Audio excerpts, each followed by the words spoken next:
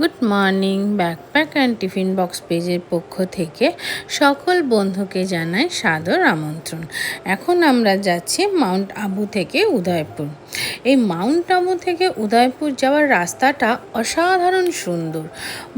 3-4টে tunnel পড়ে, আর চারপাশটা ছোটো ছোটো পাহাড়, যেগুলোতে গাছ আছে, ছোটো ছোটো পাহাড় দিয়ে পুরো রাস্তাটা ঘেরা।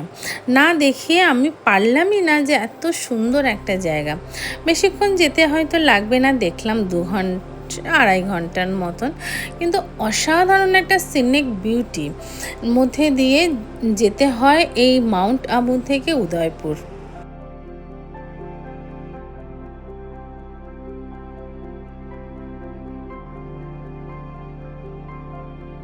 দেখে মনে হতে পারে আমি হয়তো একই চ্যানেলের ছবি বারবার দিয়েছি, কিন্তু না, এগুলো কিন্তু আলাদা আলাদা চ্যানেল। কিন্তু চ্যানেলের ভেতর দিয়ে যেতেও খুব ভালো লাগে আমার। কেমন যেন একটা অন্ধকারে ঢুকে যাচ্ছি, তারপরে দূর থেকে একটা আলোর ফোকাস আসছে, খুব ভালো লাগে। চলো তোমাদের সাথে একটু সিনিক বিউটি এনজয় করে নিই।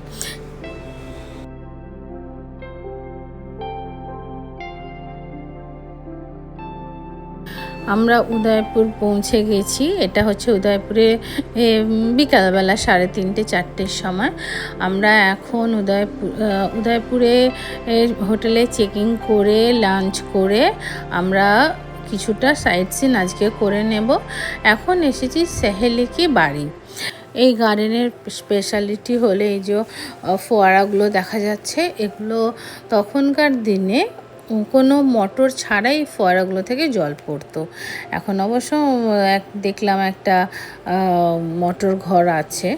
এখন সব কিছু ইলেকট্রিক মোটর দিয়ে হচ্ছে, তবে আগে নাকি এটা উইন্ড টারবাইন দিয়ে জলের প্রেশার ক্রিয়েট করে এই ফোয়ারাগুলোতে জল আনতো। এই গার্ডেনটা এখন অনেক ছোট হয়ে গেছে, এত ছোট ছিল না, এটা একটু বড় ছিল। রানীরা ওর সখীদের সাথে বিকালবেলা এখানে ঘুরতে আসতো।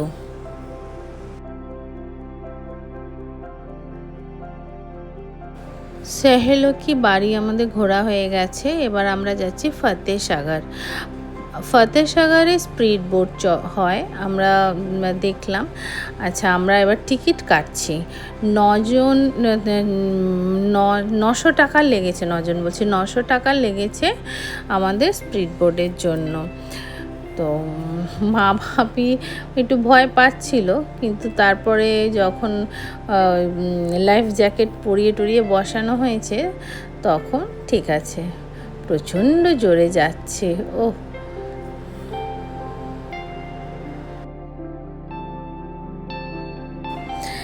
ফতেসাগরের সামনেই টাঙ্গা পাওয়া যাচ্ছিল, তো আমরা একটা ফুল টাঙ্গা করেছি, 500 টাকা নিয়েছে। ছোটোবেলায় রাজগীর গিয়েছিলাম, সেখানে প্রচুর টাঙ্গা চড়েছিলাম। টাঙ্গা দেখে বাপি যখন বলল যে রাজগীরের এতে টাঙ্গা চড়েছি, তারপরে আর কোথাও চড়িনি, এলাম চলো তাহলে টাঙ্গাটাই চড়ে নিই।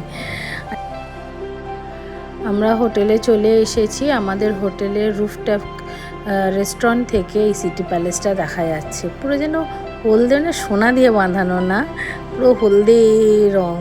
আচ্ছা, বাদ বাকি যে সাইট সিনগুলো আছে আমরা কাল সকালবেলা শুরু করব। আপাতত এখন গুড নাইট।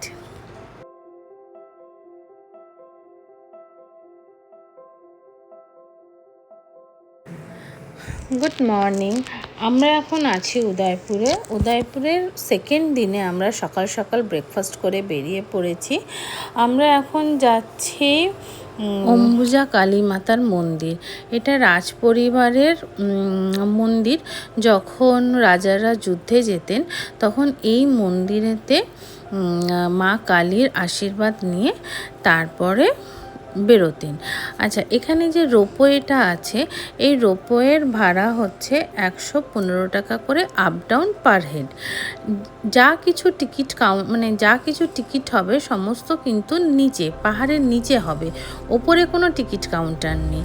যদি মনে হয় আমি শুধু যাব, আসবো না, তাহলে 1 টিকিটের দাম হচ্ছে 100 টাকা। কিন্তু ওখানে গিয়ে যে ফিরে আসার জন্য আবার যদি মনে হয় টিকিট কাটবো, তাহলে কিন্তু সেটা হেঁটে ওঠার রাস্তাও আছে। হেঁটে ওঠার রাস্তাটা হচ্ছে পুরানো রাস্তা, যেটা আগের রাস্তা ছিল, রাজার আমলের রাস্তা ছিল, সেই রাস্তাটা দিয়ে হেঁটে উঠতে হবে। আমরা ঠিক টাইমে এসছি, পুরো আরতির টাইমে। খুব মন্দিরটা ঘুরে একটু দেখে নিই, পুরো শহরটা দেখা যাচ্ছে ওপর থেকে। তবে মন্দির চত্বরটা খুব একটা বড় নয়, কিন্তু খুব সুন্দর, পরিষ্কার পরিচ্ছন্ন, আর প্রচণ্ড একটা শান্তি ভাব আছে, প্রচুর হাওয়াও দিচ্ছে।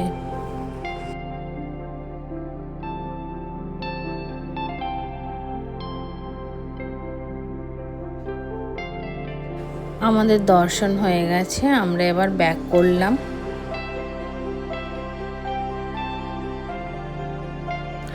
আমরা মন্দির ঘুরে সোজা চলে এসেছি উদয়পুর সিটি প্যালেস। আচ্ছা, এইখানে যে আমরা গাড়িটা নিয়েছি সেইটা পার হেড 50 টাকা করে নিয়েছে, এই ব্যাটারি গাড়িটা। আচ্ছা, এইটা হচ্ছে মেন গেট থেকে এটা ফোর্টের গেট পর্যন্ত পৌঁছে দেবে। পায়ে হেঁটেও যাওয়া যায়, তার রাস্তা অন্য, কিন্তু যেহেতু বাপি মা অতটা হাঁটতে পারবে না, সেজন্য আমরা এই গাড়িটা করেছিলাম। এখানে গাড়িটা পাওয়া যায়, কেউ যদি করতে চায় তাহলে করতে পারে। আমরা ফোর্টের সামনে চলে এসেছি, বাবু টিকিট কাটতে গেছে। এখানে টিকিট হচ্ছে 450 টাকা করে। রাজা মহল, দেওয়ানি খাস এসব ঘুরে টুরে আমরা অবশেষে এই ফোর্টের ছাদে এসে পৌঁছেছি। এটা হচ্ছে রানী মহল, রানীরা এখানে থাকতেন। তো এটাই। তবে এই যে কোনো বড় ফোর্টেই দেখতে পাচ্ছিলাম যে 5 স্টার হোটেল বানানো হয়ে ভিজিটার্সদের জন্য খুলে দেওয়া হয়েছে। আর সব থেকে আমার অবাক লাগছে যে এরা বলছে এটা রানীর শয়নকক্ষ, এটা রাজা সুতো, এখানে সভা হতো। কিন্তু যদি এগুলোতেই সভা টভা হতো বা থাকতেন, তাহলে যে পার্টটা হোটেল হয়েছে সেই পার্টটায় তাহলে কারা থাকতেন? এটা আমার খুব প্রশ্ন। এটা তো বিভিন্ন জিনিস দেখাচ্ছে, এখানে এলে অতিথিরা থাকতেন, এখানে এলে পার্সোনাল কথাবার্তা চলতো, মন্ত্রী এলে এখানে বলতেন। তাহলে যেইখানটাতে হোটেল হয়েছে সেই পার্টগুলোতে কারা থাকতেন? আমার এটা খুব প্রশ্নের ব্যাপার যে কারা থাকতেন।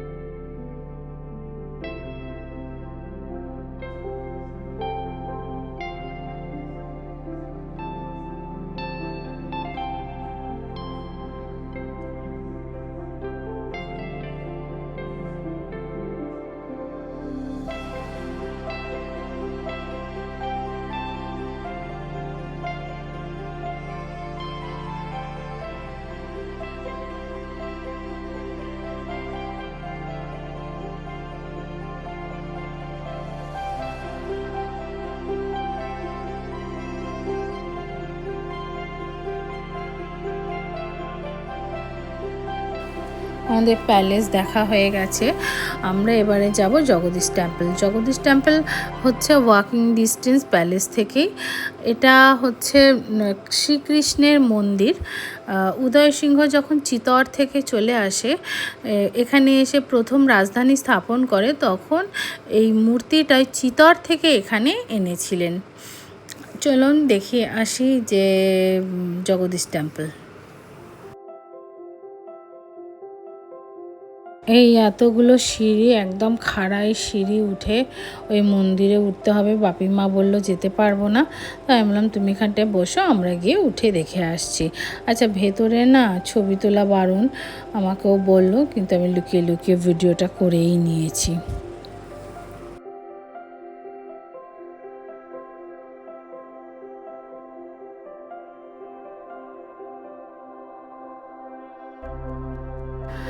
আমাদের জগদীশ টেম্পল দেখা হয়ে গেছে। এবারে আমাদের গাড়ি রয়ে গেছে ওই প্যালেসের প্রথম গেটে, সামনের গেটে। তো ড্রাইভারকে ফোন করতে ও বললো আমার ঘুরে যেতে অনেকটা টাইম লাগবে। তো আমরা তখন বললাম যে ঠিক আছে, তোমাকে আসতে হবে না, আমরা একটা অটো করে ওই প্যালেসের প্রথম গেটে চলে যাচ্ছি। গাড়িতে উঠে পড়েছি। এখন আমরা যাব মহারানা রানা প্রতাপ সিংহের স্মারক। এই স্মারক হচ্ছে ফতেসাগরের পাশে, কিন্তু কালকে আমাদের মানে আগের দিনে যেদিনকে আমরা ফতেসাগরে গিয়েছিলাম সেদিনকে এটা বন্ধ হয়ে গেছে স্মারকটা। তো সেই জন্য এখন ওখানেই যাচ্ছি, ঢুকেও পড়েছি। তবে বৃষ্টি হচ্ছে, রাজস্থানেও যে বৃষ্টি হয় আমরা এবারে কিন্তু বেশ বুঝতে পারছি। খুব বৃষ্টি হচ্ছে, আমি তো ছাতা ধরে দাঁড়িয়ে আছি, এত বৃষ্টি হচ্ছে। আমরা ভেতরে ঢুকেও পড়েছি। ওই চিত্তরগড়ের সমস্ত যে রাজা বা এই ফ্যামিলির সমস্ত রাজা, তাদের নাম। মহারানা রানা প্রতাপ সিংহের তরোয়ালের ছবি আমি দিতে পারলাম না, ওখানে নো ফটোগ্রাফি লেখা আছে, অন্য দেওয়া ছিল, আমি ওটা দেখাচ্ছি। ঠিক আছে। আর সবচেয়ে দেখবার জিনিস যেটা, মহারানা রানা প্রতাপ সিংহের তলোয়ার আছে। খুব মানে ওই জায়গাটাতে গিয়ে বেশ মানে আলাদা বেশ একটা লাগছে। এবার জানি না ওনার কি এটা সত্যি করে, মানে উনি যেটা ব্যবহার করতেন সেটাই কি না অন্য কিছু, আমি ঠিক বুঝতে পারলাম না, বা রেপ্লিকা, আমি ঠিক বুঝতে পারি। কিন্তু বিশাল বড় দেখে, মানে প্রচণ্ড বড়। মানে এই তলোয়ার যদি এত বড় হবে তাহলে মানুষটা কত শক্তপোক্ত শক্তিশালী ছিলেন বলো তো। প্রচণ্ড, মানে দেখো আমাদের দেখা হয়ে গেছে। প্রচণ্ড হাওয়া দিচ্ছে আর বৃষ্টি পড়ছে, রাজস্থানে বৃষ্টি ভাবা যাচ্ছে না। উদয়পুর ভ্রমণ এটা আমি শেষ করলাম। যদি আমার ব্লগগুলো ভালো লাগে তাহলে অবশ্যই ব্যাকপ্যাক অ্যান্ড টিফিন বক্স পেজকে লাইক, শেয়ার, সাবস্ক্রাইব করে দিতে ভুলবেন না। আচ্ছা, এরপরে আমি যাব হচ্ছে চিত্তর, সেটা কালকে। ঠিক আছে, আজ এই পর্যন্তই থাক। কালকে আবার নতুন ব্লগে দেখা হচ্ছে। এটা